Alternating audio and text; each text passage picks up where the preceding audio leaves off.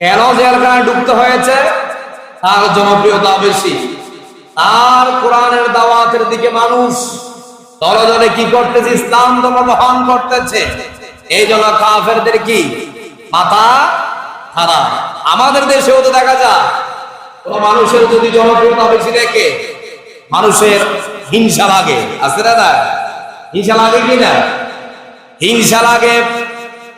আপনাদেরকে তো আপনাদের সুখের সামনে তো হয়ে গিয়েছে বাংলাদেশের মধ্যে কোরআনের ময়দানের সব সাইতে যার জনপ্রিয়তা বেশি ছিল তিনি হচ্ছে আল্লামা দেলোয়ার হোসেন সাইদি রহমতুল্লাহি আলাইহি।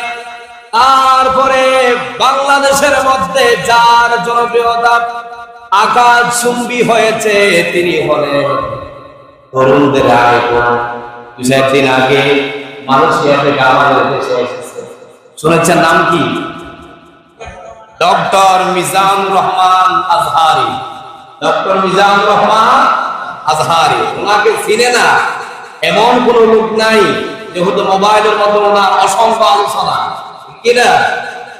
আর জনপ্রিয়তা যখন দেখেছে, তৎকালীন সরকার যখন দেখেছে তাদের সুখে সহ্য হয় নাই, হিংসা লেগেছে, তারা চিন্তা করতেছে তিনি যদি ডাক দেয় লক্ষ লক্ষ লোক যদি জমায়েত হয় ওই লোক দিয়ে আমাদেরকেও আক্রমণ করতে পারে। এই জন্য গোপন সূত্রে জানা গেল সরকারের পক্ষ থেকে তাকে নোটিশ দিল, তুমি এখান থেকে দ্রুত দেশ ত্যাগ করো, না হয় তোমাকে গ্রেফতার করা হবে। গ্রেফতার করা হবে। তিনি বাধ্য হয়ে তিনি মালয়েশিয়ার মধ্যে দেশ ত্যাগ করে মালয়েশিয়ায় চলে গেলেন। দীর্ঘ 4 বছর পরে আবার তার নিজের মাতৃভূমিতে আবারও এসেছে। সুবহানাল্লাহ। আমাদের আরেকজন আল্লামা ডক্টর লুৎফুর রহমান রহমতুল্লাহি আলাইহি, তিনি একটা কথা বলেছিলেন মরার আগে, আমার মিজান তিনি বাংলাদেশ থেকে নিজের স্বেচ্ছায় যায় নাই, তাকে এখান থেকে যাওয়ার জন্য বাধ্য করা হয়েছে। আমার মিজান এমন বেশে আসবে দেশের মধ্যে, বীরের বেশে আবার নিজের মাতৃভূমিতে তিনি আবারও প্রবেশ করবে। কল্লা সুবহানাল্লাহ। আসলে আল্লাহর ওলিদের কথা সত্যি হয়ে যায়। যাদের কথাগুলো সত্যি হয় তারা কি আল্লাহর ওলি। এদেরকে আল্লাহ রাব্বুল আলামিন এমন মুখ দিয়ে কথা বের করে দেয় যে কথাগুলো বাস্তবে কি হয়ে যাবে? প্রমাণিত হয়ে যাবে। সুবহানাল্লাহ। এখন থেকে বাংলাদেশে বর্তমানে এসেছেন, অবস্থান করেছেন।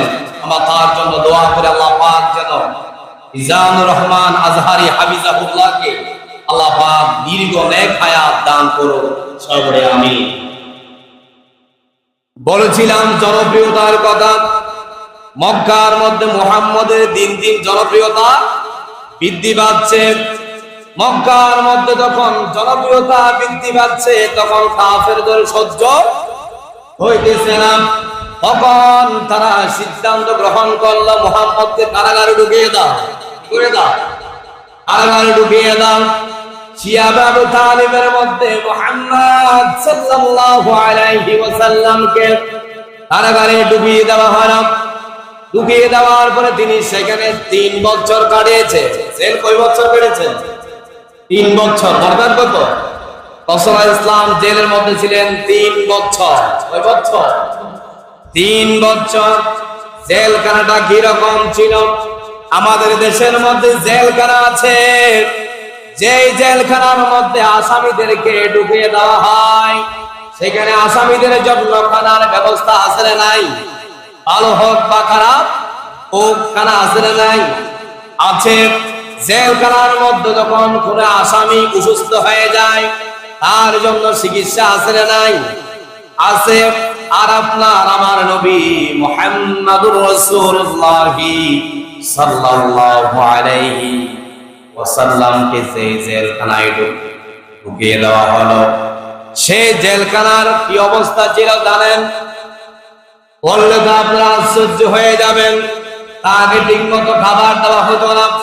যদি মুহাম্মদ সাল্লাল্লাহু আলাইহি ওয়াসাল্লাম নিজের পকেটের টাকা দিয়া যদি কোনো জিনিস ক্রয় করে তিনি খেতে চাইতেন, কাফেরেরা নিষেধ করতেন, ওই মুহাম্মদকে কোন জিনিস তোমরা বিক্রয় করিও না।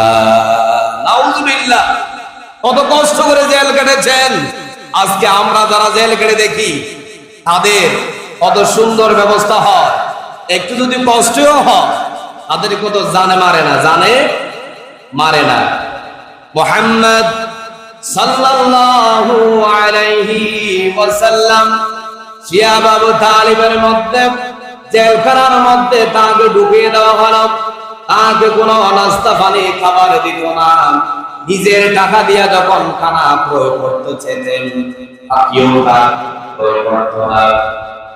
মুহাম্মদ সাল্লাল্লাহু আলাইহি ওয়াসাল্লাম কিদার যন্ত্রণায় কত কষ্ট করতেন, কিদার যন্ত্রণায় কত কষ্ট করতেন। তিনি নিজের জীবনকে রক্ষা করার জন্য গাছের পাতা খেয়েছেন। আল্লাহু আকবার বলবেন না? নিজের জীবনকে রক্ষা করতে হবে। মানুষের যখন পেটের মধ্যে যখন ক্ষুধা চলে আসে, তখন সামনে যেটা দেখে সেটা খেতে মন চায়, ঠিক কিনা? আর যখন আপনার সামনে অসংখ্য খানা থাকবে, মানুষেরা অপচয় করে বেশি বেশি, ঠিক কিনা? আর আপনার আমার নবী ঠিক মতো দুই বেলা ভাত পায় নাই। ইসলামের জন্য এই ত্যাগ স্বীকার করেছে। কিসের জন্য? ইসলামের জন্য ত্যাগ স্বীকার করেছে। গাছের পাতাকে তার জীবনকে রক্ষা করেছে। মুহাম্মদ সাল্লাল্লাহু আলাইহি ওয়াসাল্লাম তিনি যখন পায়খানা করতেন, অনেক বর্ণনা এসেছে, মুহাম্মদ সাল্লাল্লাহু আলাইহি ওয়াসাল্লাম যখন মল ত্যাগ করতেন, তার পায়খানাগুলা পায়খানার মতো দেখা যেত না, ছাগলের লাদির মতো দেখা যেত। আল্লাহু আকবার বলবেন না? এমন কষ্ট করেছেন। আপনি আমি মনোযোগ সহকারে কোরআনের কথা শুনি, এগুলো আমাদের বাস্তব জীবনে এগুলা কি করতে হবে?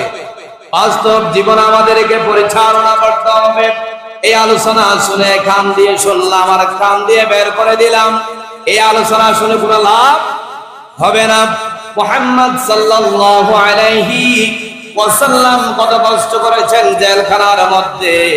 3 বছর যখন পূর্ণ হলো, তখন মুহাম্মদ তার চাচা আবু তালেবকে ডাকলেন। আসসালামু আলাইকুম ওয়া রাহমাতুল্লাহি ওয়া বারাকাতুহু। ইন্নাল হামদালিল্লাহিল কামিল্লাযী খালাকাল ইনসানা ওয়া karramahu wa 'allamahu minal bayani ma لم يعلم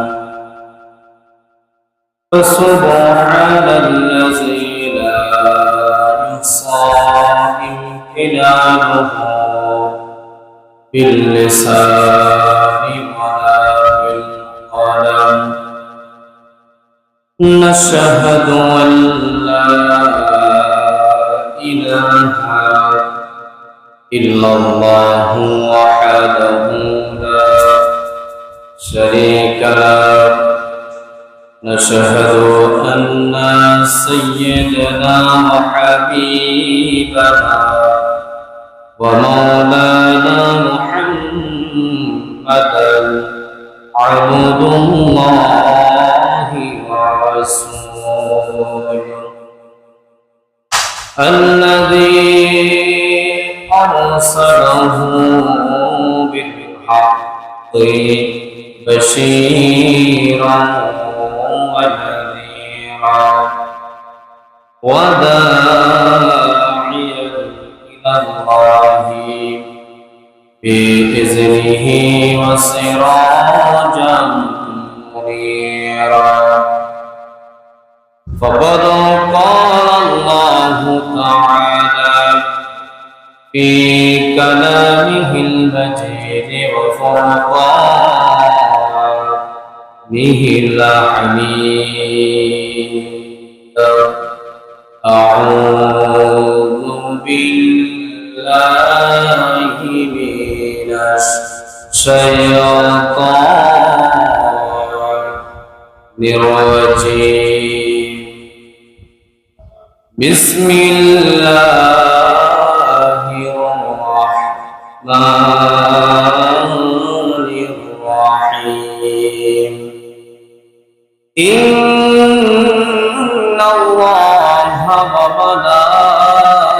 وملائكته يصلون على النبي يا أيها الذين آمنوا صلوا عليه وسلموا تسليما اللهم صل على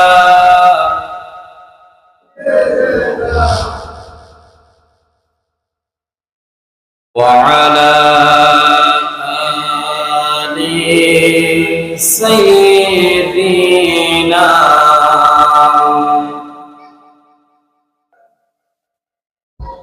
जहां रोज़ाए पाकी खैरुल वरा है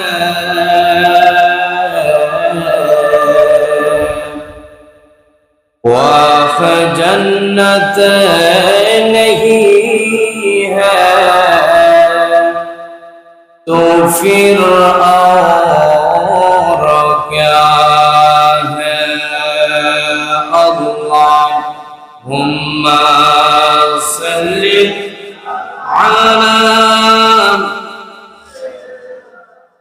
مولانا محمد وعلى آل سيدنا مولانا محمد সবাই পড়ুন বালাগাল উলা বিকামালিহি কাশাফাত তুজা বিজামালিহি হাসানাত জামিআ হিসালিহি সাল্লাল্লাহু আলাইহি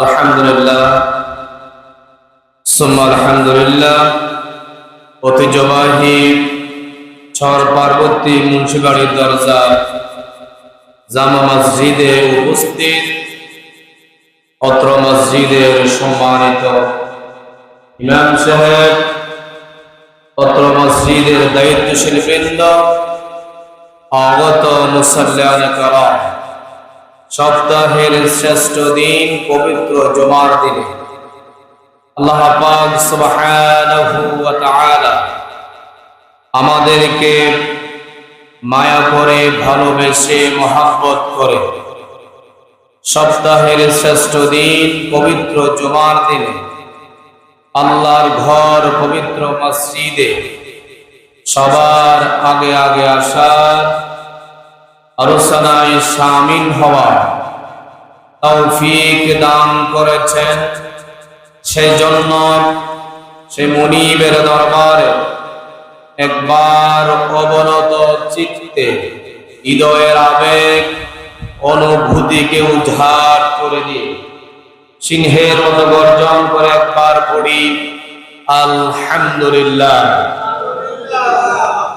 লক্ষ কোটি দরুদ সালাম পেশ করছি ওই মানবতার মুক্তির দিশারি সাইয়্যিদুল মুরসালিন খাতামান নবিয়্যিন আফতাব নবুয়ত শাহীন শাহ রিসালাত সরকার দু জাহান সুলতান মদিনা হুজুর আকরাম নূর মুজাসসাম জনাব মুহাম্মদুর রাসূলুল্লাহ সাল্লাল্লাহু আলাইহি ওয়াসাল্লামের উপর যাকে আজ থেকে ১৫০০ বছর আগে নবী কিংবা রাসূল হিসাবে প্রেরণ করেছেন, যার পরে কোন প্রকার এই নবী কিংবা রাসূল আসে নাই, এখনো নাই, কিয়ামত পর্যন্ত আসবে না। সম্মানিত উপস্থিতি মুসল্লিয়ান কারাম, আজকে আমাদের যুবর আলোচ্য বিষয় হচ্ছে ধারাবাহিক আলোচনার চতুর্থ পর্ব। কত নম্বর পর্ব? রাসূল ইসলামের জীবনী আমরা শুরু করেছিলাম। আমরা 3 জুমায় ধারাবাহিক আলোচনা করেছি। আল্লাহ পাক যদি আমাকে তৌফিক দান করে আজকের জুমায় আজকে এই আলোচনা ধারাবাহিক আলোচনা শেষ করার জন্য চেষ্টা করব ইনশাআল্লাহ। আল্লাহ পাক আমাকে বলা আপনাদেরকে শোনা শুনে উভয়কে আমল করা তৌফিক দান করুক, সবাই বলে আমিন। সম্মানিত উপস্থিতি, মুসল্লিয়ান কারাম, আমরা গত জুমায় আলোচনা শেষ করেছিলাম রাসূলুল্লাহ সাল্লাল্লাহু আলাইহি ওয়াসাল্লামের কিছু সাহাবী হিজরত করেছিলেন একটি রাষ্ট্রের মধ্যে, যে রাষ্ট্রের নাম হচ্ছে আবিসিনিয়া। এই রাষ্ট্রের নাম কি? আবিসিনিয়া। আপনাদের মনে আছে তো ইনশাআল্লাহ? এই আলোচনাগুলো আমাদের মুসলমান হিসেবে মনে রাখা দরকার। অবশ্যই মুসলমান হিসেবে আমাদের জানা অবশ্যই ফরজ। আমি বারবার বলি, আমরা যার আদর্শবান তিনি কে? হযরতে মুহাম্মদুর রাসূলুল্লাহ সাল্লাল্লাহু আলাইহি ওয়াসাল্লামের আদর্শে আমরা আদর্শবান হব, সবাই বলে আমিন। হিজরত করার জন্য কেন বলেছিলেন? তাদেরকে মক্কার মধ্যে তাদের জনপ্রিয়তা কাফের মুশরিকদের সহ্য হতো না। কি হতো না? কোরআনের কথা যারা বলে, কোরআনের তাফসীর যারা করে, তাদের সম্মান আল্লাহ বৃদ্ধি করে দেয়। সুবহানাল্লাহ। এটা কি কোনো মানুষে বৃদ্ধি করে নাকি আল্লাহ করে? কোন মানুষের চাইলেও তো, অনেক মানুষ আছে টাকা দেওয়ার পরও মানুষ জমায়েত করা সম্ভব হয় না। কিন্তু এই কোরআনের কথা যারা বলে, যে যারা হাদিসের কথা বলে, তাদের কথা শোনার জন্য পঙ্গপালের মতো লক্ষ লক্ষ যুবক তরুণ সেখানে গিয়ে জমায়েত হয়ে যায়। কন্যা সুবহানাল্লাহ। এটা কিসের কেরামত? কোরআনের। এটা কিসের মুজিজা? কোরআনের মুজিজা। এই জন্য কোরআনের কথা বলতে সম্মান বাড়িয়ে দেয় কে? আল্লাহ। ঠিক তেমনি ভাবে নবী করিম সাল্লাল্লাহু আলাইহি ওয়াসাল্লাম যখন মক্কার মধ্যে কোরআনের দাওয়াত উফুল্লিভাবে শুরু করে দিয়েছেন, আস্তে আস্তে মানুষ হেদায়েতের পথে আসা শুরু করে দিয়েছে। সুবহানাল্লাহ। মানুষ যখন আস্তে আস্তে কোরআনের সুশীতল ছায়ার মধ্যে যখন আসতেছিলেন, কাফের আর মুশরিকদের মাথার মধ্যে এক প্রকার তাদের মধ্যে গুঞ্জন শুরু হয়ে গিয়েছে, মাথার মধ্যে তাদের সমস্যা শুরু হয়ে গিয়েছে। এই মুহাম্মদ কিসের দাওয়াত দেয়? মানুষ সেভাবে তার দিকে আকৃষ্ট হয়ে গেল। এই মুহাম্মদ কোন কালিমার কথা বলে, কোন নবীর কথা বলে? কাফেররা শুধু আশ্চর্য হয়ে যায়, আর ভিতরে ভিতরে তার বিরুদ্ধে কি করে? সমালোচনা করে, দুশমনি করে। মুহাম্মদ সাল্লাল্লাহু আলাইহি ওয়াসাল্লামের কিছু সাহাবী আবিসিনিয়ার মধ্যে হিজরত করেছিলেন। সেখানে আবিসিনিয়ার রাষ্ট্রপ্রধান, তার নাম কি বলেছিলাম? আবিসিনিয়া রাষ্ট্রের যিনি রাষ্ট্রপ্রধান, তার নাম কি বলেছিলাম? মনে আছে? নাজ্জাশী। হুজুর বলেছে নাজ্জাশী। ওই রাষ্ট্রের প্রধানের নাম কি ছিল? নাজ্জাশী। রাসূল ইসলাম বলছে, সাহাবীরা তোমরা যদি হিজরত করতে চাও আবিসিনিয়ায় হিজরত করো, আর আবিসিনিয়ায় হিজরত করলে আমি তোমাদেরকে গ্যারান্টি দিতে পারবো আবিসিনিয়ার যিনি রাষ্ট্রপ্রধান তোমাদের সাথে অন্যায় অবিচার করবে না। কন্যা সুবহানাল্লাহ। আমার নবীর কথায় কোনোদিন মিথ্যা হতে পারে? মিথ্যা হতে পারে? কোনোদিন সম্ভব নয়। আপনার আমার নবী যেটাই বলে সেখানে অবশ্যই কল্যাণ আছে, সেখানে অবশ্যই শান্তি আছে। ওই সাহাবীরা আবিসিনিয়ার মধ্যে হিজরত করেছে, গত জুমায় এটা বলেছিলাম। সেখানে মক্কা থেকে আবার তারা দুইজন ওখানে কাফের পাঠিয়েছে। একজন হচ্ছে আবু জেহেলের ছোট ভাই, আরেকজন হচ্ছে আমর ইবনুল আস। তাদেরকে পাঠিয়েছে ওই 101 জন লোককে মক্কার মধ্যে ফিরিয়ে আনার জন্য। কি আনার জন্য? ফিরিয়ে আনার জন্য। আব্বাস আবিসিনিয়ার রাষ্ট্রপ্রধান নাজ্জাশীর কাছে তারা গেল, যাওয়ার পরে তাকে ঘুষও দিল। ঘুষ দেওয়ার পরও তারা ওই 101 জন লোককে তারা আবার ফিরে পায় নাই। ওই দুজন লোক যাওয়ার কারণে আল্লাহ রাব্বুল আলামিনের পক্ষ থেকে নাজ্জাশীর কাছে ওই 101 জন লোকের সম্মান আরো বাড়িয়ে দিয়েছে। কন্যা সুবহানাল্লাহ। নাজ্জাশী বলেছিলেন, আজকে থেকে এই 101 জন লোক আমার রাষ্ট্রীয় মেহমান হিসেবে আমার রাষ্ট্রের মধ্যে থাকবে। কন্যা সুবহানাল্লাহ। আমি এই জন্য এই ঘটনা থেকে শুরু করেছি। ওখান থেকে যে কাফের দুইটা গিয়েছিল, তারা যখন মক্কার মধ্যে ফিরে এসেছে, তখন তারা ঘুষ নিয়ে তাদেরকে পাঠিয়েছিল ওই লোকগুলাকে আনার জন্য। এখন তারা যখন ওদের সাথে ফিরে আসে নাই, তাহলে কাফেরদের মাথা কি ঠিক থাকবে নাকি ভালো থাকবে, নাকি খারাপ থাকবে? আর মাথা খারাপ থাকবে। অবশ্যই তাদেরকে পাঠিয়েছে ঘুষ দিয়ে আনার জন্য। তাদের কথা মতো কাজগুলো সাকসেস হয় নাই, এই জন্য তাদের কাফেরদের মাথা খারাপ হয়ে গিয়েছে। এখন ওই 101 জন লোকের যে উপরে যে রাগ ক্ষোভ ছিল, এগুলা কার উপর উঠবে? মক্কার মধ্যে আরো মুসলমান যারা ছিল তাদের উপরে ছাপবে না এগুলা? অবশ্যই আপনার উপরে যখন কোনো মানুষ রাগান্বিত হবে, বাসার মধ্যে গিয়া আপনার উপর আক্রমণ করার জন্য যখন সন্ত্রাসীরা যাবে, আপনাকে যখন পাবে না, আপনার সন্তানদের উপরে আক্রমণ করবে। আসলে না, অবশ্যই ঠিক তেমনি ভাবে তারা যখন মক্কা থেকে ওই 101 জন লোককে আনতে পারে নাই, তখন কাফেরদের, মক্কার কাফেরদের মাথা খারাপ হয়ে গিয়েছে। কেন আসতো না? তাহলে এখানে যারা আছে তাদের উপর তোমরা নির্যাতন তাপমাত্রা আর বাড়িয়ে দাও। নাউযুবিল্লাহ। এবার ওই কাফের যারা যখন মক্কার মধ্যে চলে এসেছে, তারা সবাই এবার একটা দারুন নদওয়ার মধ্যে বৈঠকে বসলো। মক্কার একটা পার্লামেন্ট আছে, পার্লামেন্টের নাম কি? দারুন নদওয়া।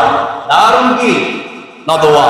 সেখানে পরামর্শ করে তারা বৈঠক করে কোন সিদ্ধান্ত যদি নিতে হয়, সেখানে সবাই বসে সিদ্ধান্ত দেয়। কাফেরেরা দারুন নদওয়ার মধ্যে বসে পড়ল। বসে পড়ার পরে কাফেরদের বড় বড় লিডারদেরকে ডাক দিল, দাওয়াত দিল, তোমরা সবাই আগামী কালকে দারুন নদওয়ার মধ্যে কাফের লিডারেরা তোমরা সবাই উপস্থিত হবা। তোমাদের সাথে মত বিনিময় আছে। কি আছে? মত বিনিময় আছে। ও কাফের নেতারা, তোমরা সবাই সকাল এতটা বাজে সবাই উপস্থিত থাকবা। যখন একথা বলেছে, ঠিক তেমনি ভাবে একই টাইমে সবাই দারুন নদওয়ার মধ্যে উপস্থিত হয়ে গেল। হয়ে যাওয়ার পরে সেখানে এক একজনে এক একটা মত প্রকাশ করতেছে। কি করতেছে? মত প্রকাশ করতেছে। এক একজন বলতেছে, আমরা যদি মক্কা থেকে মুহাম্মদকে যদি আমরা কারাগারা আমরা যদি ঢুকিয়ে দিতে পারি, তাহলে এই কালিমা দাওয়াত বন্ধ হবে। এক একজনের কথা। আর কেউ কেউ বলতেছে,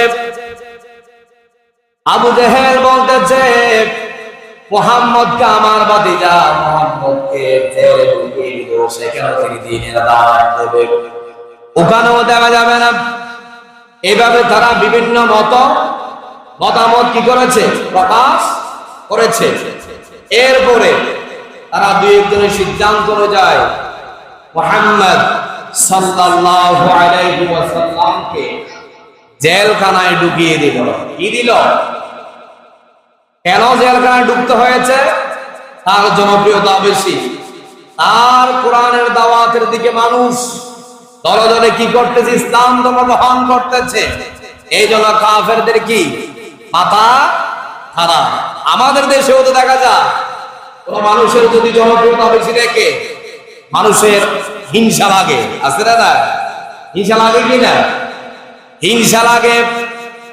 আপনাদেরকে তো আপনাদের সুখের সামনে তো হয়ে গিয়েছে বাংলাদেশের মধ্যে কোরআন আর ময়দানের সব সাইতে যার জনপ্রিয়তা বেশি ছিল তিনি হচ্ছে আল্লামা দেলোয়ার হোসেন সাইদি রহমতুল্লাহি আলাইহি। তারপরে বাংলাদেশের মধ্যে যার জনপ্রিয়তা আকাশচুম্বী হয়েছে তিনি হলেন তরুণদের আইকন।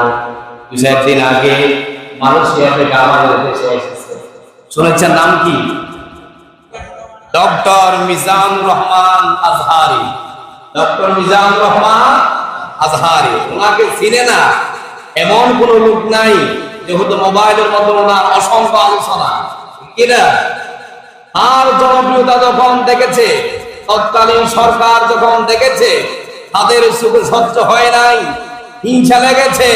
তারা চিন্তা করতেছে তিনি যদি ডাক দেয় লক্ষ লক্ষ লোক যদি জমায়েত হয় ওই লোক দিয়ে আমাদেরকেও আক্রমণ করতে পারে। এই জন্য গোপন সূত্রে জানা গেল সরকারের পক্ষ থেকে তাকে নোটিশ দিল, তুমি এখান থেকে দ্রুত দেশ ত্যাগ করো, না হয় তোমাকে গ্রেফতার করা হবে। গ্রেফতার করা হবে। তিনি বাধ্য হয়ে তিনি মালয়েশিয়ার মধ্যে দেশ ত্যাগ করে মালয়েশিয়া চলে গেলেন। দীর্ঘ 4 বছর পরে আবার তার নিজের মাতৃভূমিতে আবারও এসেছে। সুবহানাল্লাহ। আমাদের আরেকজন আল্লামা ডক্টর লুৎফুর রহমান রহমতুল্লাহি আলাইহি, তিনি একটা কথা বলেছিলেন মরার আগে, আমার মিজান তিনি বাংলাদেশ থেকে নিজের স্বেচ্ছায় যায় নাই, তাকে এখান থেকে যাওয়ার জন্য বাধ্য করা হয়েছে। আমার মিজান এমন বেশে আসবে দেশের মধ্যে, বীরের বেশে আবার নিজের মাতৃভূমিতে তিনি আবারও প্রবেশ করবে। কল্লা সুবহানাল্লাহ। আসলে আল্লাহর ওলিদের কথা সত্যি হয়ে যায়। তাদের কথাগুলো সত্যি হয় নাকি? আল্লাহর ওলি এদেরকে আল্লাহ রাব্বুল আলামিন এমন মুখ দিয়ে কথা বের করে দেয় যে কথাগুলো বাস্তবে কি হয়ে যাবে? প্রমাণিত হয়ে যাবে। সুবহানাল্লাহ। এখন থেকে বাংলাদেশে বর্তমানে এসেছেন, অবস্থান করেছেন। আমরা তার জন্য দোয়া করে আল্লাহ পাক যেন মিজানুর রহমান আজহারি হাফিজাহুল্লাহকে আল্লাহ পাক দীর্ঘ নেক হায়াত দান করুন, সর্বরে আমিন।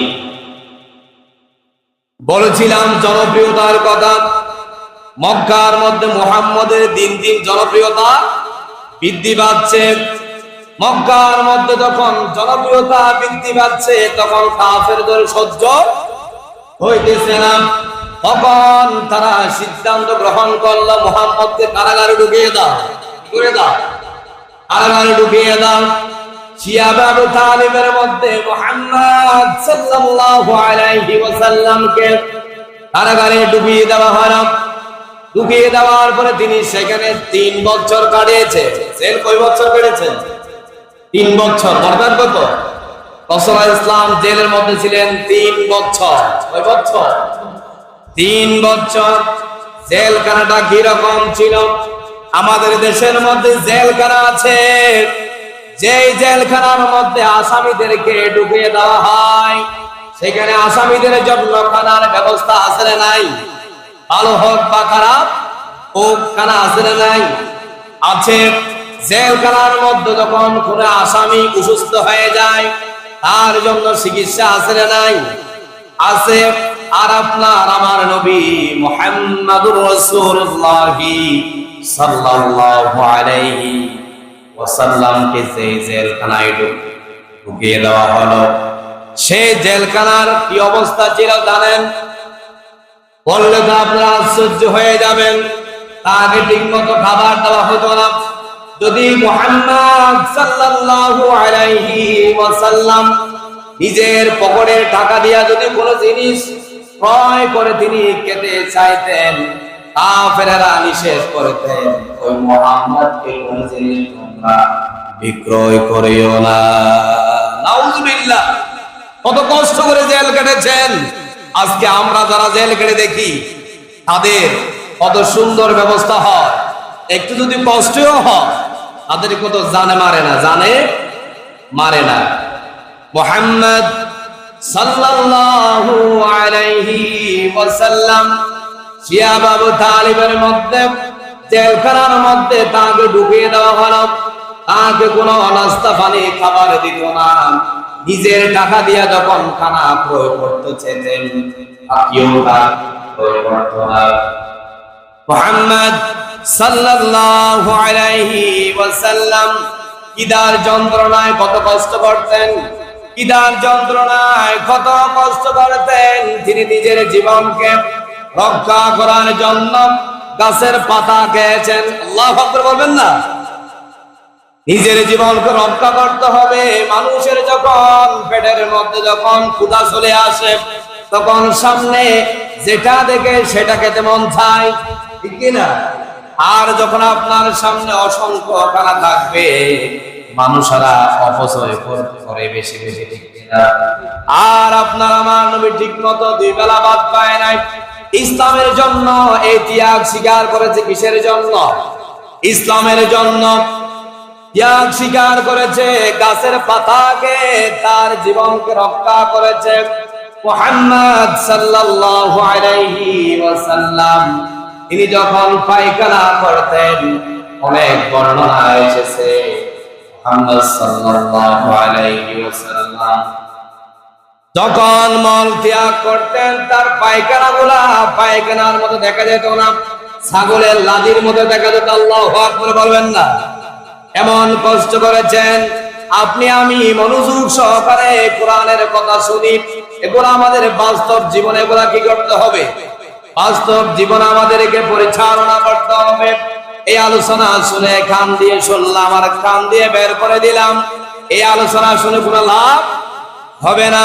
মুহাম্মদ সাল্লাল্লাহু আলাইহি ওয়াসাল্লাম কত কষ্ট করেছেন জেলখানার মধ্যে। 3 বছর যখন পূর্ণ হলো তখন মুহাম্মদ তার চাচা আবু তালেবকে ডাক দিল। কাকে? আবু তালেবকে ডাক দিয়ে বলছে, ওগো চাচা এদিকে আসেন, আপনাকে আমি একটা কথা বলবো। ওগো চাচা আবু তালেব, আমি মুহাম্মদ কোনদিন মিথ্যা কথা বলি নাই। মিথ্যা কথা বলেছে? তিনি মিথ্যা কথা বলেন নাই। এই জন্য তাকে আরবের অধিবাসীরা একটি উপাধি দিয়েছিলেন। সেটার নাম কি? আলামিন। সেটার নাম কি? আলামিন। আলামিন উপাধি দিয়েছিলেন। তিনি মিথ্যা কথা বলতেন না। এই জন্য আপনার আমার নবী মুহাম্মদ সাল্লাল্লাহু আলাইহি ওয়াসাল্লাম চাচাকে ডাক দিয়ে বলছে, ওগো চাচা, কাফের মুশরিকরা আমাকে যে মিথ্যা ট্রাইব্যুনাল বানিয়া আইন বানিয়ে আমাকে গ্রেফতার করে জেলখানায় ঢুকিয়েছে। কোথায় ঢুকিয়েছে? জেলখানায় ঢুকিয়েছে। ওগো চাচা, আমি তো কোনদিন মিথ্যা কথা বলি না। কাফেরেরা আমাকে যে মিথ্যা অপবাদ গুলা দিয়েছে সেগুলাকে সামনার মধ্যে লিখে তারা মক্কার ওয়ালের মধ্যে, কাবার ওয়ালের মধ্যে টাঙ্গায়া দিল। কি করে দিয়েছে? টাঙ্গায়া দিয়েছে। মুহাম্মদ সাল্লাল্লাহু আলাইহি ওয়াসাল্লাম বলছে, ও চাচা আবু তালেব, আমি তো কোনদিন মিথ্যা কথা বলি না। ওই সামনার মধ্যে আমার ব্যাপারে যে মিথ্যা কথাগুলা লিখেছে সেইগুলা আপনি একটু গিয়ে দেখেন। যেখানে যেখানে আমার আল্লাহর নাম লেখা আছে সেই নামটা ছাড়া আর সব লেখা ওই ফুকা খেয়ে ফেলেছে। সুবহানাল্লাহ। সব মিথ্যা লেখাগুলা কি করেছে? ওই ফুকা খেয়ে ফেলেছে। আপনি যান, আপনি যদি আমার কথা বিশ্বাস করে থাকেন আপনার 2 চোখে গিয়ে একটু দেখে আসেন। আবু তালেব ভাতিজার কথা বলে চলে গেলেন, মক্কার ওয়ালের মধ্যে চলে গেলেন। এই সামনাটার মধ্যে আইন প্রণয়ন করেছে সেগুলো আবু তালেব দেখে ওখানে দেখতেছে আল্লাহর নাম যেখানে যেখানে আছে সেই অক্ষরগুলা উই পোকা খায় নাই, বাকি সব দিকাগুলা উই পোকা সত্যি সত্যি কে ফেলেছে। আল্লাহ সুবহানাল্লাহ। তখন আবু তালেব তিনি তো অবাক হয়ে গিয়েছে, তাড়াতাড়ি কাফেরদের কাছে গেল। কাফের যারা নেতা আছে, লিডার আছে, আবু তালেব কিন্তু একজন বিচক্ষণ রাজনীতিবিদ ছিলেন। আবু তালেব খুব চালাক ব্যক্তি ছিলেন। তিনি কাফেরদের কাছে গেল, কাফেরদের গিয়া বলছে, এই তোমরা সবাই এদিকে আসো, তোমাদেরকে একটা কথা বলতে চাই। আমার ভাতিজা বলেছে তোমরা আমার ভাতিজার জন্য যে মিথ্যা আইন প্রণয়ন করেছ, যে সামদার মধ্যে তোমরা লিখাগুলা লিপিবদ্ধ করেছ, সেখান থেকে আল্লাহর নামটা ছাড়া সব লিখাগুলা উই পোকাকে ফেলেছে। আমার ভাতিজা সেটা বলেছে, আর যদি আমার ভাতিজার কথাগুলা যদি সত্যি হয়ে থাকে, তাকে আর জেলখানায় রাখাটা ঠিক হবে না। আল্লাহ সুবহানাল্লাহ। কাফেরদের কাছে কথা বলার পরে কাফেরেরা চলে গেল ওই মক্কার ওয়ালের মধ্যে, চলে গেল সামরার কাছে গেল। সামরারা সবাই এদিকে তো অবাক হয়ে গিয়েছে, মুহাম্মদের কথা সত্যি সত্যি হয়ে গিয়েছে। এরপরে যখন সত্যি হলো, আবু তালেব কাফেরদের নেতাদেরকে একটা আবদার করেছিলেন, এটা যদি সত্যি হয়ে থাকে আমার ভাতিজাকে আর জেলখানায় রাখা ঠিক হবে না। তারা কাফেরেরা সত্যি সত্যি আবু তালেবের কথা তারা ফেলে দেয় নাই, তারা সেটা প্রমাণ বাস্তবায়ন করে মুহাম্মদ সাল্লাল্লাহু আলাইহি ওয়াসাল্লামকে জেলখানা থেকে কি করে দিয়েছে, মুক্তি করে দিয়েছেন। তাকে মুক্ত করে মুক্ত বাতাসে আবারও ছেড়ে দিয়েছেন। আল্লাহ সুবহানাল্লাহ। মুহাম্মদ সাল্লাল্লাহু আলাইহি ওয়াসাল্লাম জেলখানা থেকে বের হওয়ার পরে কোরআনের দাওয়াত তিনি বন্ধ করে দিয়েছেন। তিনি কি কাফেরদেরকে ভয় পেয়েছেন? আসলে যারা কোরআনের দাওয়াত দেয়, তারা আল্লাহর কথা বলে, তারা দুনিয়ার কাউকে ভয় করে? দুনিয়ার কোন নেতাকে, কোন ডাকাতকে, কোন সন্ত্রাসকে তারা ভয় করে না। তারা একমাত্র ভয় করে কাকে? আল্লাহকে। আপনারা কি ভয় পান? আপনারা কি ভয় পান? আইবির শাসন, বঙ্গবন্ধুর ভাষণ, জিয়া কেটেছে কাল, এরশাদের নারায়ণতা, ফখরুদ্দিন মঈনুদ্দিন সব পুরার ডিম দেখাচ্ছে। সামনে টুপিওয়ালাদের বাংলাদেশ, আগামীর সূর্য, ইসলামের সূর্য, আগামীর বাংলাদেশ, কোরআনের বাংলাদেশ। কোন নাস্তিকার মুরতাদের ষড়যন্ত্র বাংলাদেশে কায়েম হবে না। সবাই বলেন ঠিক কিনা? ইসলাম কায়েম হোক, আপনারা কি সেটা চান? মুসলমান হিসাবে সেটা চান? অবশ্যই আমাদেরকে চাইতে হবে এই বাংলাদেশের মধ্যে কোরআনের রাজ একদিন কায়েম হয়ে যায়। আল্লাহ পাকের কাছে আমরা দোয়া করি যেন আল্লাহ রাব্বুল আলামিন এই বাংলাদেশের মধ্যে কোরআনের আইনটা যেন সেখানে জারি করে আমাদেরকে দেখা শুরু করে দেয়। সকলে আমিন। মুহাম্মদ সাল্লাল্লাহু আলাইহি ওয়াসাল্লাম জেলখানা থেকে বের হওয়ার পরে আবারও কোরআনের দাওয়াত তিনি বন্ধ করেন নাই। আবারও কাফেরেরা মাথা খারাপ, কি মুহাম্মদ 3 বছর জেল দিলাম, তিনি তারপরে তো ভয় পেল না। আগের মতো কোরআনের দাওয়াত দিয়ে যাচ্ছে, দলে দলে শুধু মুসলমান, কাফেরেরা মুসলমান হচ্ছে। এই মুহাম্মদকে কি করা যায়? আবারও বৈঠকে বসলো। বৈঠকে বসার পরে আবু জেহেল, রাসূলের চাচা আবু জেহেল বলেছে, এই মুহাম্মদকে হত্যা করা ছাড়া এটা কোনোদিন বন্ধ করা সম্ভব নয়। আউযুবিল্লাহ বলবেন না? নবী করিম সাল্লাল্লাহু আলাইহি ওয়াসাল্লামকে হত্যা করার জন্য পরিকল্পনা করেছে কারা? কাফেররা। পরিকল্পনা করার পরে মুহাম্মদ সাল্লাল্লাহু আলাইহি ওয়াসাল্লামের সাথে আছেন কে? আর কাফেরেরা আমার নবীকে হত্যা করবে, নির্যাতন করবে। দেখে আযীম থেকে কি আমার আল্লাহ দেখে দেখে কি তামাশা দেখবেন নাকি? আমার নবীর সাথে আছে কে? আল্লাহ। আমার নবী তখন রাত্রে ঘুমিয়ে পড়েছে তার ঘরের মধ্যে। সেখানে আল্লাহ রাব্বুল আলামিন জিবরাইলকে পাঠিয়ে, জিবরাইল যাও মুহাম্মদকে বলে দাও তাকে কাফেররা হত্যা করার জন্য ষড়যন্ত্র করতেছে, চক্রান্ত করতেছে। আমার নবীকে, আমার বন্ধুকে, আমার হাবিবকে আজকে রাতের মধ্যে ওখান থেকে মদিনায় হিজরত করতে বলো। উপর কথা পাস করে দিয়েছে কে? উপর কথা পাস করে দিয়েছে কে? আল্লাহ। আল্লাহ সব জানে। মনে মনে আপনি কি চিন্তা করতেছেন সেটাও জানেন কে?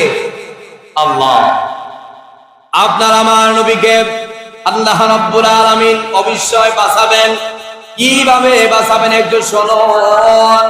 মুহাম্মদ সাল্লাল্লাহু আলাইহি ওয়াসাল্লামের কাছে যখন এই খবরটা আসলো, সাথে সাথে মুহাম্মদ আবু বকরকে ডাক দিল। রাসূল একেবারে কাছে ডাকতেন কে? আবু বকর। রাসূল কাছে ডাকতেন কে?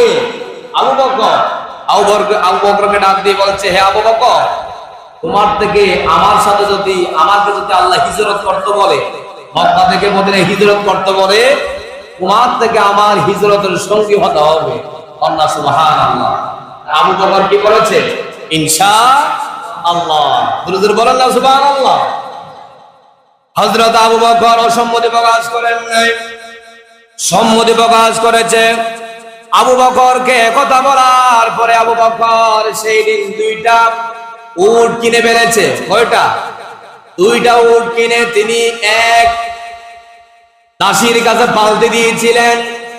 আবু বকর বলছে, ও দাসী, তুমি আমার এই 2টা উট পালন করো। যেই দিন আমি তোমাকে বলবো, ও দাসী, ওই উট 2টা আমার কাছে নিয়ে আসো, তুমি আমার কাছে দ্রুত ওই 2টা উট নিয়ে আসবা। সুবহানাল্লাহ। আবু বকর তিনি নিজে মানসিকভাবে প্রস্তুতি গ্রহণ করেছে। কোথায়? হিজরত করার জন্য। কার সাথে? মুহাম্মদ সাল্লাল্লাহু আলাইহি ওয়াসাল্লামের সাথে। আপনার আমার নবী মুহাম্মদ সাল্লাল্লাহু আলাইহি ওয়াসাল্লাম যে রাত্রে ওখান থেকে হিজরত করবে, সেই দিন কাফেরেরা মুহাম্মদ সাল্লাল্লাহু আলাইহি ওয়াসাল্লামের ঘর ঘেরাও করেছে। কি করেছে? ঘর ঘেরাও করে বেড়েছে। ঘর ঘেরাও করার পরে মুহাম্মদ সাল্লাল্লাহু আলাইহি ওয়াসাল্লাম সেখান থেকে বের হবে কি করে? বের হলে তো কাফেরেরা, সন্ত্রাসীরা তাকে কি করবে? হত্যা করার জন্য চেষ্টা করবে। সাথে সাথে আল্লাহ রাব্বুল আলামিনের কাছে, আমার আল্লাহ রাব্বুল আলামিনের কাছে মুহাম্মদ সাল্লাল্লাহু আলাইহি ওয়াসাল্লাম দোয়া করে দিলেন। আল্লাহ রাব্বুল আলামিন বলছে, ও আমার হাবিব, আমার বন্ধু মুহাম্মদ সাল্লাল্লাহু, তুমি ভয় পেও না, ভয় পেও না, তোমার সাথে আমি আল্লাহ আছি, তুমি ভয় পেও না, ভয় পাওয়ার কোনো কারণ নাই। তোমাকে আমি একটা ওজিফা শিখিয়ে দিব। ও আমার নবী, তুমি এক পারি নাও, পানি নিয়ে যখন তুমি একদিকে নিক্ষেপ করে দেবা, আমি আল্লাহ রাব্বুল আলামিন সব কাফেরদের চোখে সেগুলা আমি পৌঁছে দিব। সুবহানাল্লাহ। একথা বলার পরে মুহাম্মদ সাল্লাল্লাহু আলাইহি ওয়াসাল্লাম এক মুষ্টি বালু নিলেন। একথা কোরআনে কারীমের মধ্যে আছে, ওয়ামা রামাইতা ইয রামাইতা ওয়ালা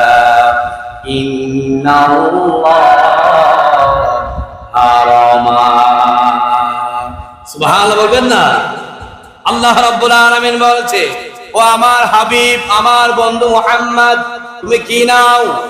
এক মুষ্টি বাড়ি নাও, তুমি একদিকে নিক্ষেপ করো।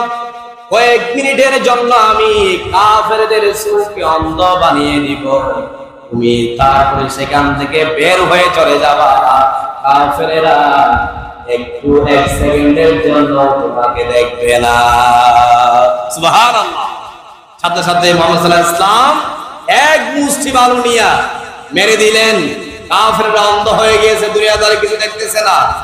এই সময়ে মুহাম্মদ সাল্লাল্লাহু আলাইহি ওয়াসাল্লাম চুপ করে সেখান থেকে বের হয়ে চলে গেলেন। কাফেররা কেউ ফেলেন না। আল্লাহ সুবহানাল্লাহ। আর মুহাম্মদ সাল্লাল্লাহু আলাইহি ওয়াসাল্লাম এর আগেই বলেছিলেন হযরত আলীকে বলছো, আলী, তোমার থেকে আজকে আমার ঘরে থাকতে হবে। আমি যখন এখান থেকে চলে যাব, তুমি আমার কম্বলটা মুড়ে এ ঘরের মধ্যে শুয়ে থাকবা। কাফেররা এসে যখন আমাকে তালাশ করবে তখন আমাকে না খাবে না, তুমি আলীকে যখন খাবে তোমাকে আর মারবে না। একে বলছে মুহাম্মদ সাল্লাল্লাহু আলাইহি ওয়াসাল্লাম। মুহাম্মদ সাল্লাল্লাহু আলাইহি ওয়াসাল্লাম চলে গেলেন। এরপরে কাফেরদের চোখ ভালো হলো, ঘরের মধ্যে ঢুকে দেখতেছে কম্বল মুড়ায়া লোক একটা শুয়ে আছে। তারা মনে করছে মুহাম্মদ সেখানে আছে। মুহাম্মদ সাল্লাল্লাহু আলাইহি ওয়াসাল্লাম সেখান থেকে চলে গিয়েছে। আলীকে দেখলাম, আলীকে দেখা, কম্বল যখন টান দিয়ে আলীকে দেখা পেলাম। এবার আলীকে বেদর তারা মারধর করলো। মারধর করার পরে তারা মনে চিন্তা করলো এই লোকটাকে আমরা কেন মারতেছি, এই তো কোনো দোষ করে, এই লোকটা তো কোনো দোষ করে নাই, এই লোকটাই কেন আমরা মারি। আর মুহাম্মদ সাল্লাল্লাহু আলাইহি ওয়াসাল্লাম সেখান থেকে বের হওয়ার সময় কিছু কাফেরদের কিছু আমানত মুহাম্মদ সাল্লাল্লাহু আলাইহি ওয়াসাল্লামের কাছে ছিল, সেগুলা দেওয়ার সময় আলীকে দিয়ে গেলেন। সুবহানাল্লাহ বলবেন না? আলীকে বলছে, আলী আমি তো চলে যাচ্ছি মক্কা থেকে, এই কাফেরদের আমানতগুলা তুমি তার যার আমানত তার কাছে পৌঁছে দিবা। সুবহানাল্লাহ। মুহাম্মদ সাল্লাল্লাহু আলাইহি ওয়াসাল্লাম সেখান থেকে বের হয়ে গেলেন কার ঘরে? আবু বকরের ঘরে। কার ঘরে চলে গেল? আবু বকরের ঘরে চলে গেলাম। আবু বকরকে গিয়া বলতেছে, ও আবু বকর, দরজার মধ্যে আঘাত করলাম। আঘাত করার সাথে সাথে আবু বকর চট করে দরজাটা খুলে দিল। আবু বকরকে বলতেছে, মুহাম্মদ সাল্লাল্লাহু আলাইহি ওয়াসাল্লাম, ও আবু বকর তুমি এত রাত্রে কেন এত একবার ডাকার পর তুমি তাড়াতাড়ি দরজা খুলে দিলা, তুমি আবু বকর ঘুমাও না? আবু বকর বলছে, ইয়া রাসূলুল্লাহ, ইয়া হাবিবাল্লাহ, আপনি যেই দিন থেকে আমাকে বলেছেন আপনার সাথে হিজরত করতে হবে, আমি আবু বকর সেই দিন থেকে আর ভালো করে ঘুমাই না। কোন সময় আমার নবী দরজার মধ্যে এসে আঘাত করে, এই দরজা খুলতে যদি দেরি হয়ে যায়, লেট হয়ে যায়, আমি আবু বকর তো আমার আবু বকরের আমি আবু বকর তোমার সাথে একটা বড় বেয়াদবি হয়ে যাবে। এই জন্য আমি আবু বকর ভালো করে ঘুমাই না, আমি দাঁড়িয়ে দাঁড়িয়ে দরজার সামনে ঘুমাই। সুবহানাল্লাহ। আবু বকর কোথায় ঘুমায়? দাঁড়িয়ে দাঁড়িয়ে দরজার সাথে হেলান দিয়ে ঘুমায়। তখন জানি মুহাম্মদ সাল্লাল্লাহু আলাইহি ওয়াসাল্লাম এসে আমাকে ডাক দিয়ে দেয়, এই জন্য আমি এই দরজার মধ্যে হেলান দিয়ে ঘুমাই। কন্যা সুবহানাল্লাহ। এরপর আবু বকরের সাথে করে ঢুকলাম। আবু বকরকে বলছো, আবু বকর তুমি যে রুমে আছো, ওখানে যদি কোনো মহিলা থাকে তাদেরকে সরিয়ে দাও। তাদেরকে কি করে দাও? সরিয়ে দাও, তোমার সাথে কিছু কথা আছে। মুহাম্মদ সাল্লাল্লাহু আলাইহি ওয়াসাল্লাম আবু বকরের সাথে একটা রুমের মধ্যে গিয়া কথা বলতেছিলেন, কথোপকথন তারা করতেছিলেন, কিভাবে যাওয়া যায়, কিভাবে হিজরত করা যায়, কিভাবে গেলে আমাদেরকে কাফেরেরা আমাদের দেখা পাবে না, ওইভাবে আমরা হিজরত করতে হবে। সুবহানাল্লাহ। সেখানে কথা বলতে বলতে এক পর্যায়ে দেখা যাচ্ছে আবু বকর একেবারে তিনি কান্না করতেছিলেন। কান্না করতে করতে তার চোখ দিয়ে টপ টপ করে পানি পড়তেছে। দরজার ফাঁক দিয়ে আবু বকরের একজন সন্তান ছিলেন, আসমা বিনতে আবু বকর। আবু বকরের একজন মেয়ের নাম কি? আসমা বিনতে আবু বকর। তিনি যখন দরজার ফাঁক দিয়ে যখন দেখলেন, দেখা যাচ্ছে তার আব্বা কান্না করতেছে। কি করতেছে? কান্না করতেছে। আর যখন বাবা কান্না করেন, সন্তানদের তো আর মনের মধ্যে শান্তি লাগে না, লাগে না। আসমা বিনতে আবু বকর, মুহাম্মদ সাল্লাল্লাহু আলাইহি ওয়াসাল্লাম যখন সেখান থেকে উঠে গেলেন, আসমা বিনতে আবু বকর বলছো, আমার আব্বা আপনি কেন এইভাবে কান্না করতেছেন, আমাকে একটু বলেন আপনার কি কষ্ট হয়েছে? তখন আবু বকর বলছে, আমার প্রাণ প্রিয় আমার মা, আমার থেকে কোনো কষ্ট হয় নাই, কোনো কষ্ট হয় না, আমার এই কান্না হলো খুশির কান্না। সুবহানাল্লাহ। খুশি অনেকে কান্না করে কিনা? আমরা খুশি হতে হাসি, বেশি হাসা ভালো নয়, বেশি বেশি কান্না করার জন্য বলছে। এই জন্য হযরত আবু বকর তিনি চাইলে হাসতে পারতেন আনন্দ উৎফুল্ল হয়ে, তিনি সেটা করেন নাই। তিনি কান্না করতেছে, তার মেয়েকে বলতেছে, ও আমার মেয়ে, আমি এই জন্য কান্না করতেছি, আমি মুহাম্মদ সাল্লাল্লাহু আলাইহি ওয়াসাল্লামের সাথে হিজরতের সঙ্গে হয়ে আমি হিজরত করতে পারতেছি, এই জন্য আমি খুশিয়ে আনন্দ আত্মহারা হয়ে আমার দুই চোখ দিয়ে পানি চলে এসেছে। কন্যা সুবহানাল্লাহ। হযরত আবু বকর এবং মুহাম্মদ সাল্লাল্লাহু আলাইহি ওয়াসাল্লাম এবং হিজরত করবে, ওই দাসীকে খবর দিয়া ওই তার দুইটা উট নিয়ে আসলো। আসার একটার মধ্যে উঠেছে মুহাম্মদ সাল্লাল্লাহু আলাইহি ওয়াসাল্লাম, আরেকটার মধ্যে উঠেছে হযরত আবু বকর। দুইজনে এবার চিন্তা করেছে আমরা বিকল্প পথ দিয়ে যাব, এই পথ দিয়ে গেলে কাফেররা আমাদেরকে দেখতে না পায়, সেই পথে আমাদেরকে হিজরত করতে হবে। হযরত আবু বকর মুহাম্মদ সাল্লাল্লাহু আলাইহি ওয়াসাল্লাম হিজরত করতে করতে তারা ক্লান্ত হয়ে গেল। দৌড়াতে দৌড়াতে উঠ দিয়া তারা ক্লান্ত হয়ে পড়েছে। তারা সুর পর্বত নামে এক জায়গায় অবস্থান করল। সুর নামক একটা পাহাড় আছে, ওই পাহাড়ের পাদদেশে তারা গিয়ে সেখানে রেস্ট করলেন, বিশ্রাম করলেন। মানুষ আছে না, যদি গাড়ি নিয়ে যদি ঘুরে যায় কোন একটা রেস্টুরেন্টে, তারা কি করে নাস্তা পানি খায়, একটু রেস্ট করে, একটু আরামায়েশ করে, আধা ঘন্টা পরে আবারও গাড়ির মধ্যে উঠে যায়।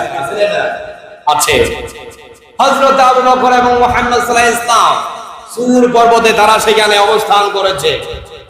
অবস্থান করার পরে আবু বকর রাদিয়াল্লাহু তাআলা সেখানে গিয়া একটা জায়গা পরিষ্কার করে সেখানে তারা একটু বিশ্রাম করবে, পরিষ্কার করতেছিলেন। মুহাম্মদ সাল্লাল্লাহু আলাইহি ওয়াসাল্লাম ক্লান্ত হয়ে গিয়েছে, একটু তিনি ঘুমাবেন। তিনি কি করবেন? ঘুমাবেন। হযরত আবু বকর সেখানে পাহাড়ের মধ্যে সেগুলা যখন পরিষ্কার করতেছিলেন, সেখানে বড় বড় সাপের গর্ত। কিসের গর্ত? সাপের গর্ত। আর সাধ্য মতো কয়েকটা গর্ত তিনি সেখানে নির্ধারণ করলেন। এরপরে মুহাম্মদ সাল্লাল্লাহু আলাইহি ওয়াসাল্লামকে নিয়ে তিনি মুহাম্মদ সাল্লাল্লাহু আলাইহি ওয়াসাল্লাম আর আবু বকরের উরুর উপরে মাথাটা দিয়া তিনি শুয়ে পড়লেন। আরেক জায়গায় আরেকটা গর্ত থেকে যাচ্ছে, আবু বকর সেখানে তার পা দিয়ে সেটা ধরে থাকলেন, যাতে করে ওখান থেকে কোন সাপ বিচ্ছু বের হয়া আপনার আমার নবী মুহাম্মদ সাল্লাল্লাহু আলাইহি ওয়াসাল্লামকে ক্ষতি করতে না পারে। সুবহানাল্লাহ। এরপরে কিছুক্ষণ থাকতে থাকতে মুহাম্মদ সাল্লাল্লাহু আলাইহি ওয়াসাল্লামের চোখের মধ্যে হালকা ঘুম চলে এসেছে। মানুষ যখন একটু শুয়ে পড়ে চোখের মধ্যে হালকা ঘুমের ভাব আসে না? আসে কিনা? আসে। মুহাম্মদ সাল্লাল্লাহু আলাইহি ওয়াসাল্লাম হালকা ঘুমের যখন আবার চলে এসেছে, কিছুক্ষণ পর দেখা যাচ্ছে আবু বকর কান্না করতেছে। কি করতেছে? কান্না করতেছে। আবু বকরের দুই চোখের পানি মুহাম্মদ সাল্লাল্লাহু আলাইহি ওয়াসাল্লামের চেহারার মধ্যে পড়ে মুহাম্মদ সাল্লাল্লাহু আলাইহি ওয়াসাল্লাম ঘুম থেকে জাগ্রত হয়ে গেল, জাগিয়ে গেল। কন্যা সুবহানাল্লাহ। জাগিয়ে যাওয়ার পরে দেখা যাচ্ছে আবু বকর কান্না করতেছে। মুহাম্মদ সাল্লাল্লাহু আলাইহি ওয়াসাল্লাম বলছে, ও আবু বকর তুমি কেন কান্না করো? তোমার স্ত্রীর কথা মনে পড়ে গেছে নাকি? বলছে কে? মুহাম্মদ বলছে আবু বকর তোমার মেয়েদের কথা, তোমার স্ত্রীর কথা মনে পড়ে গিয়েছে? তখন আবু বকর বলছে, ইয়া রাসূলুল্লাহি ইয়া হাবিবাল্লাহ, আমার স্ত্রীর কথা মনে পড়ে যায় নাই, আমার মক্কার কথা মনে পড়ে যায় নাই, এই জন্য আমি কান্না করতেছি। আপনাকে সাপে কামড় দেবে, এই জন্য যে গর্তের মধ্যে আমার পাটা ঢুকিয়ে দিলাম, ওই পায়ের মধ্যে একটি সাপ কামড় দিয়েছে, আমার পা দিয়ে রক্ত বের হচ্ছে, এই জন্য আমি আবু বকর কান্না করতেছি। আল্লাহু আকবার। সাথে সাথে রাসূলুল্লাহ সাল্লাল্লাহু আলাইহি ওয়াসাল্লাম শোয়া থেকে উঠে গেলেন। ওঠার পরে রাসূলুল্লাহ সাল্লাল্লাহু আলাইহি ওয়াসাল্লামের তিনি তুতু মুবারক নিলেন। কি নিলেন? তুতু মুবারক নিলেন। তুতু মুবারক নিয়া আবু বকরের পায়ের মধ্যে লাগিয়ে দিলেন। মুহূর্তের মধ্যে আবু বকরের ওই ব্যথাটা ভালো হয়ে গিয়েছে। কন্যা সুবহানাল্লাহ। আবু বকর সম্পূর্ণ ভালো হয়ে গিয়েছে। এরপরে বলছে, আবু বকর তুমি ভয় পেও না, টেনশন করেও না।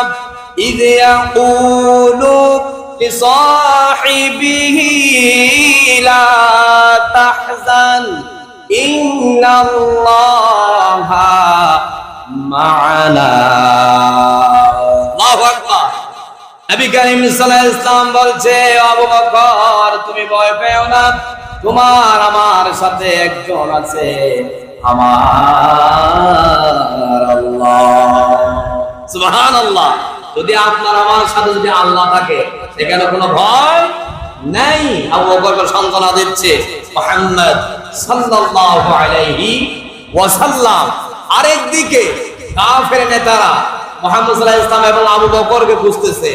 তারা কাফেররা মক্কার মধ্যে ঘোষণা দিল, মুহাম্মদকে খুঁজে পাওয়া যাচ্ছে না, তোমরা যারা মুহাম্মদের কল্লাটা এনে দিতে পারবে আমরা তাদেরকে 100টা লাল উট উপহার দিব। কিছু মানুষ আছে লুবি আছে না, টাকা দিলে তিনি সব কিছু করতে রাজি আছে না, আছে না, আছে। একজন কাফের নেতা, তার নাম হচ্ছে সুরাকা। তার নাম কি?